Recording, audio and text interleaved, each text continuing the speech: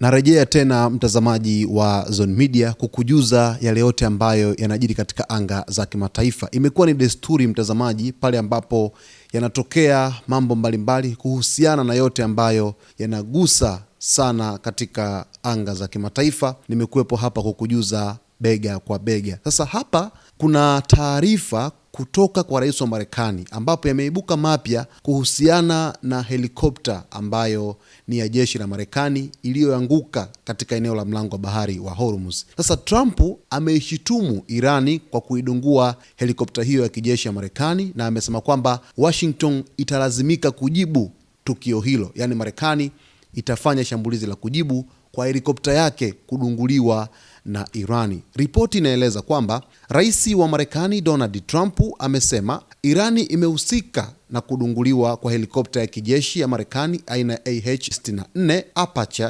iliyokuwa ikifanya doria katika mlango wa Hormuz na kuonya kuwa Washington italazimika kujibu tukio hilo.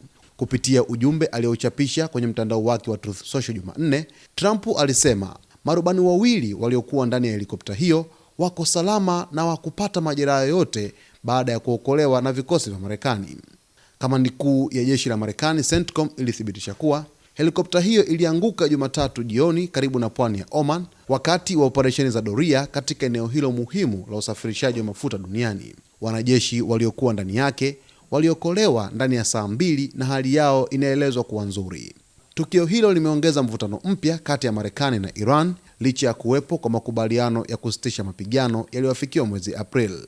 Hata hivyo, Trump ameendelea kusisitiza kuwa mazungumzo ya kumaliza mgogoro huo yanaendelea na makubaliano yanaweza kufikiwa ndani ya siku chache zijazo.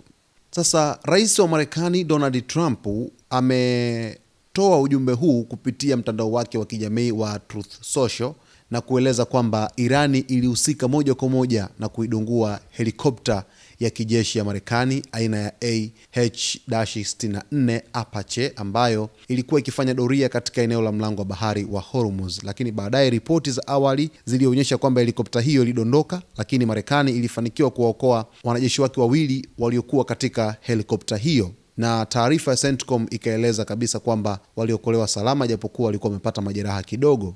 Eneo la mlango wa bahari wa Hormuz kiuhalisia kabisa lina mvutano wa hali ya juu. Irani iko pale, lakini pia Marekani imeweka ile blockade yake ya kijeshi kuzunguka katika guba ya Oman. Sasa kuna doria kadhaa ambazo zimekuwa zikiendelea zinazoendeshwa na jeshi la majini pamoja na jeshi la anga la Marekani katika maeneo hayo, lakini vile vile Irani iko pale kwa kukita kambi, kwa kuzuia meli zote ambazo zinapita katika eneo la mlango wa bahari wa Hormuz. Inahakikisha kwamba zinapita chini ya idhini ya jeshi la wanamaji la Iran lililokita kambi katika eneo la mlango wa bahari wa Hormuz. Kama Marekani itajibu tukio hili, inaweza kusababisha mapigano kutokea kwa awamu nyingine tena, kama ambavyo tumekuwa tukishuhudia wakishambuliana na upande wa pili Irani wanashambulia kwa kujibu mashambulizi hayo. Basi endelea kuwa karibu nasi wakati wote, utakwenda kupata kila ambacho kitajiri kufuatia tukio hili na mwendelezo wake jinsi utakavyokuwa.